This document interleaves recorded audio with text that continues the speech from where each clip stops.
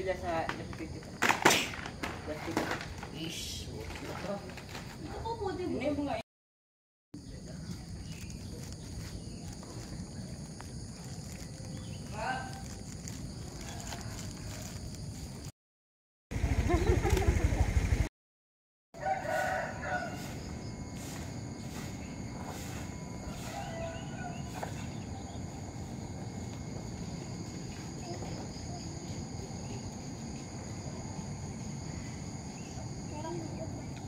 yang paling gato.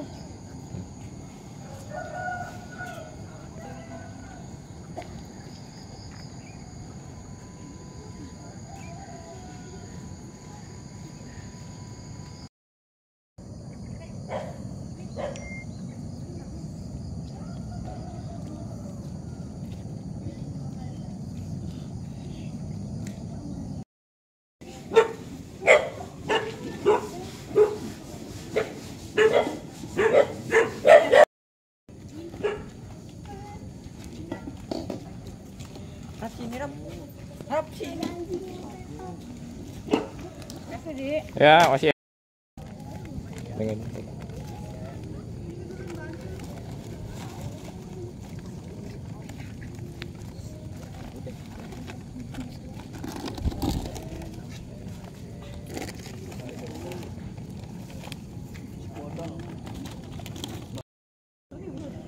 biasa.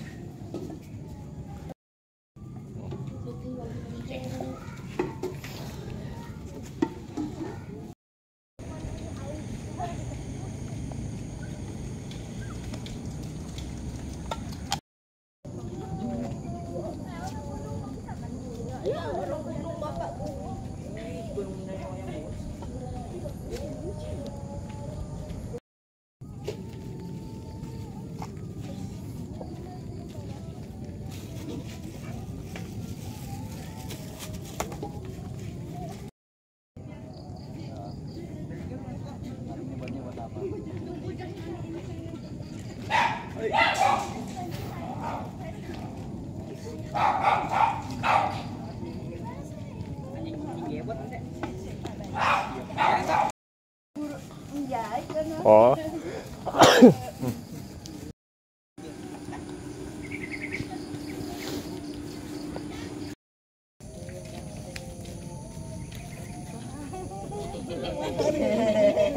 Merem-merem.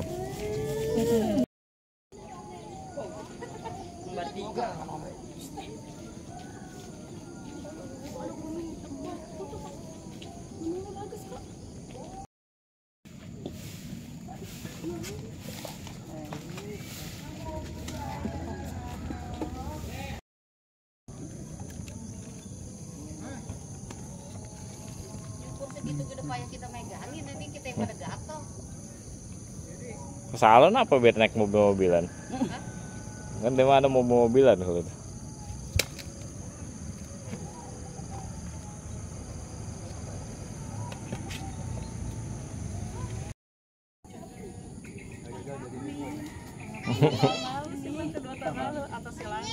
tahun lalu gimana?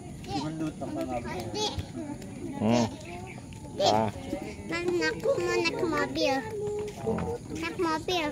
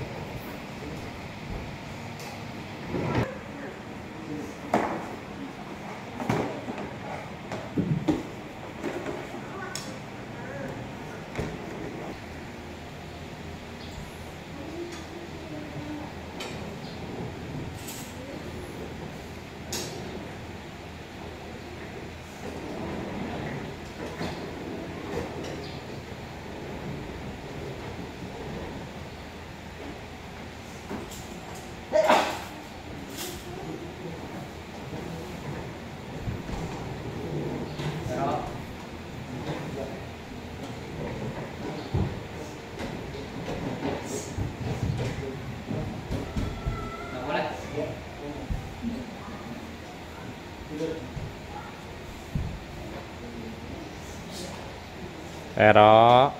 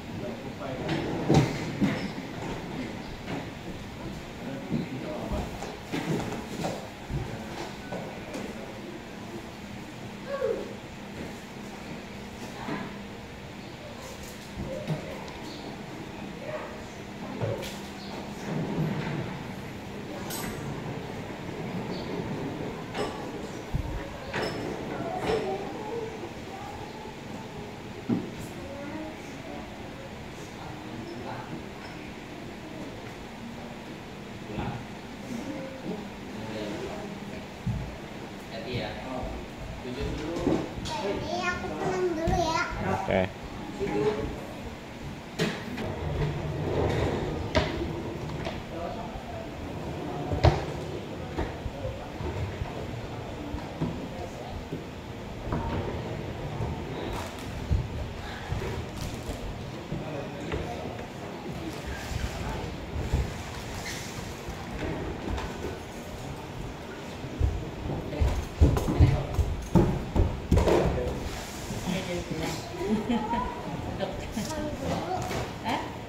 Iya.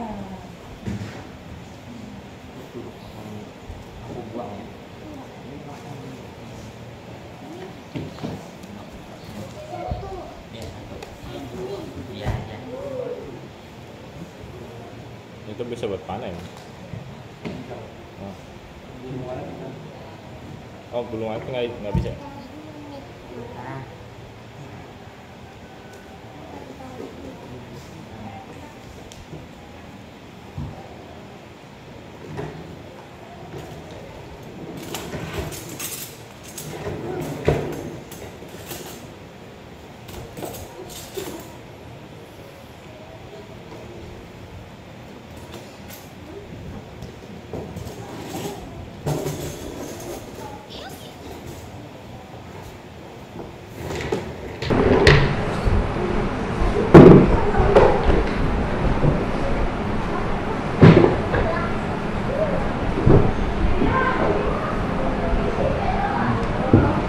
Nah, hari ini liburan lah.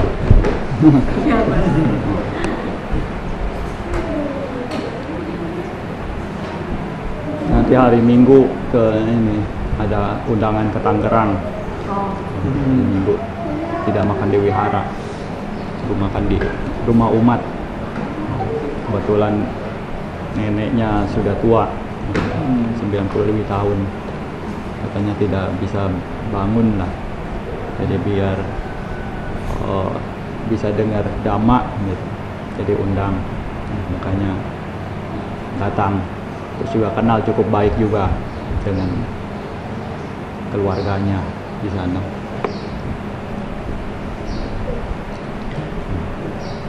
Kayak biar tahu, takut nanti Minggu tiba-tiba datang nggak ada siapa-siapa. Kasih tahu mau kemana. Para biku juga biasanya kan memberitahukan yang sudah jadi kebudayaan Sang Buddha itu ajarkan. Kalau dari tempat mana, tinggal di mana, waktunya mau pergi misalnya, mau lanjut perjalanan, itu harus memberitahukan orang-orang di sekitar, orang-orang yang berkaitan, berhubungan, karena nanti takutnya mereka cari-cari.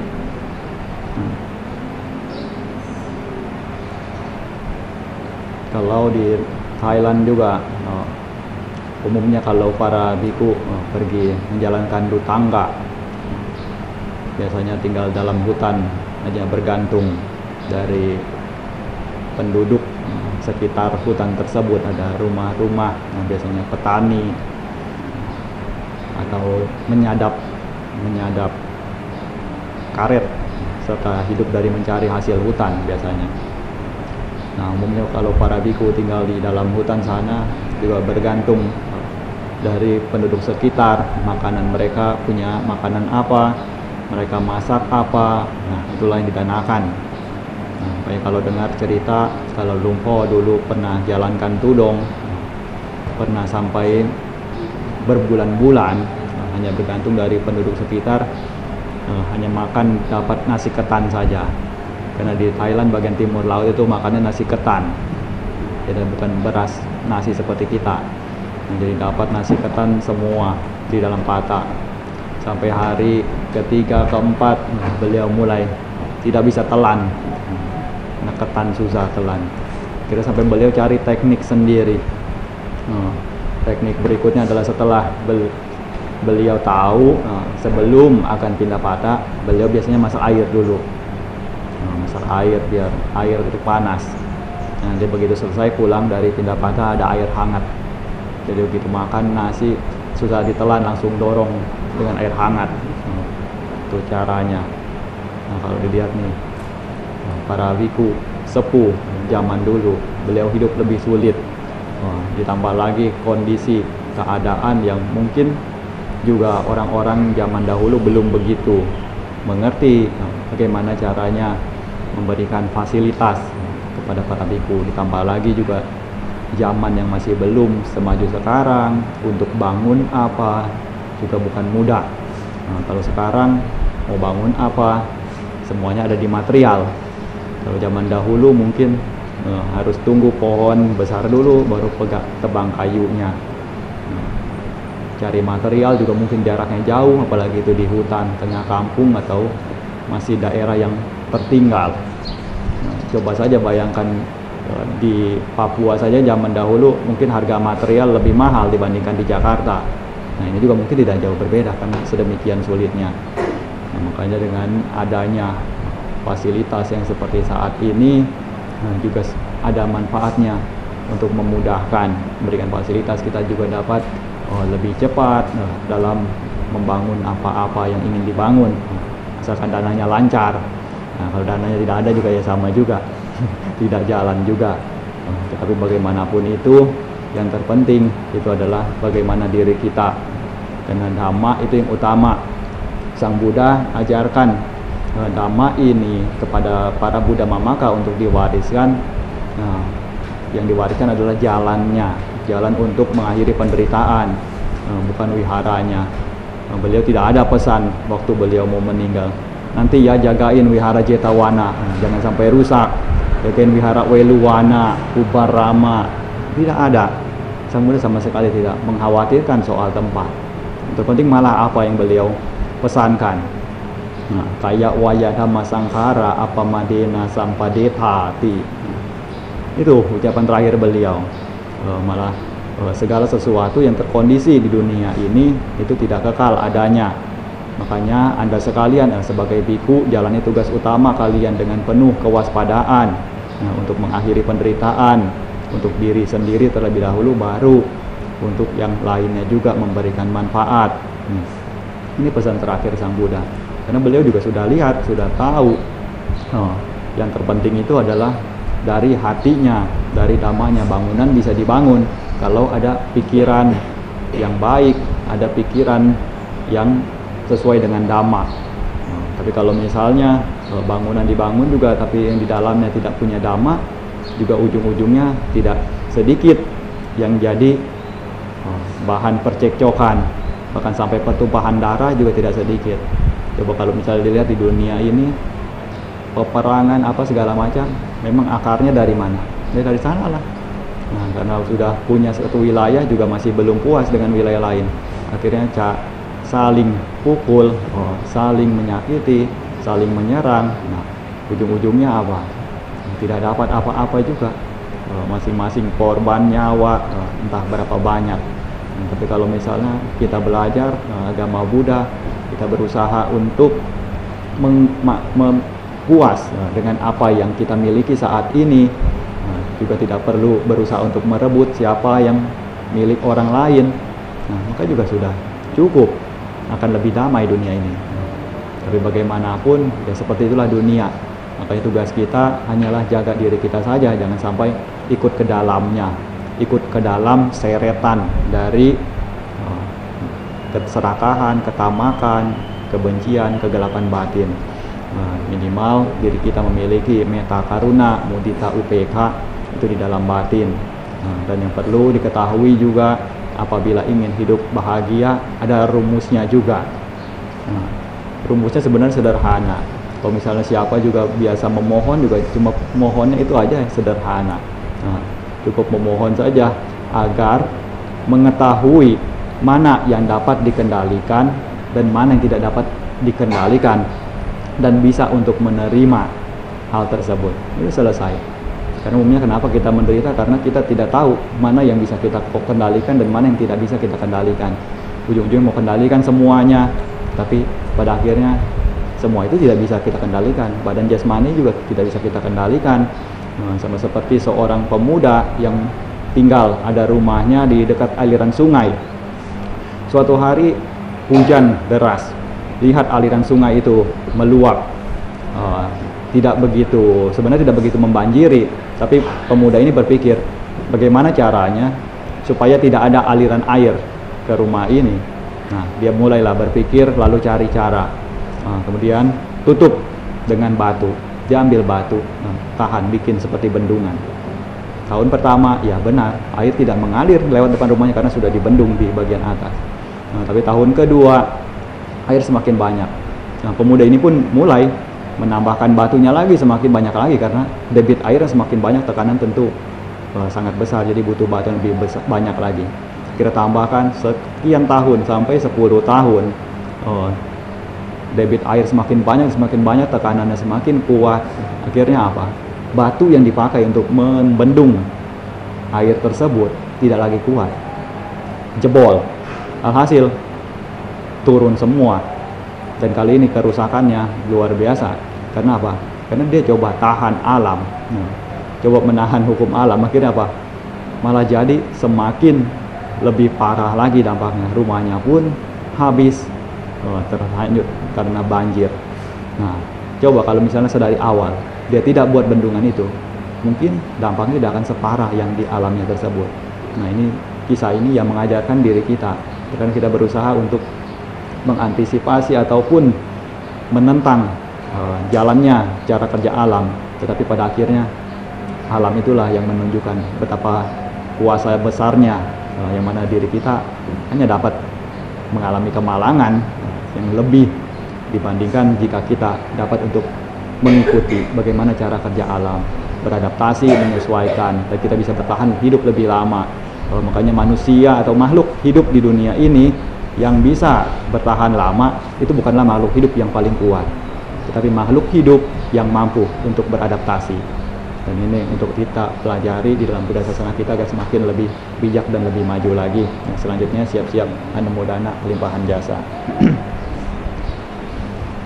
Yatha wariwaha pura paripurenti sagarang ewa mewa ito dinang petanang upakapati icitang patitang tumhang kipame wasami jatu sabe purentu sangkapa Cando panaraso yatha manijoti raso yatha Tiyo wiwajantu sabaro gowina satu mate bawatawantarai Suki digayuko bawa abiwadana silisani cangwuda pacayino cataron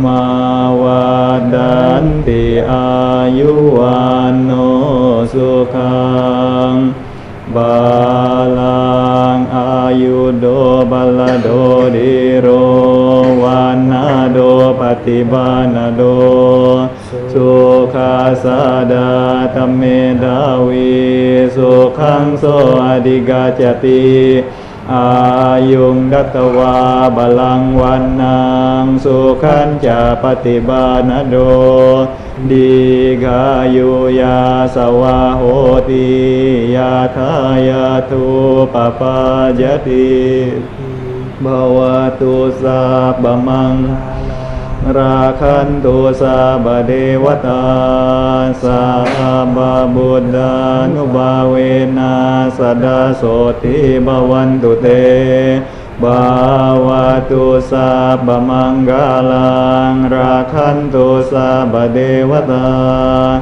sabba dhammanubhavena sadasoti bhavantu te bhavatu sabba manggalang rakhantu sabba dewata sabba sanghanubhavena sadasoti bhavantu te.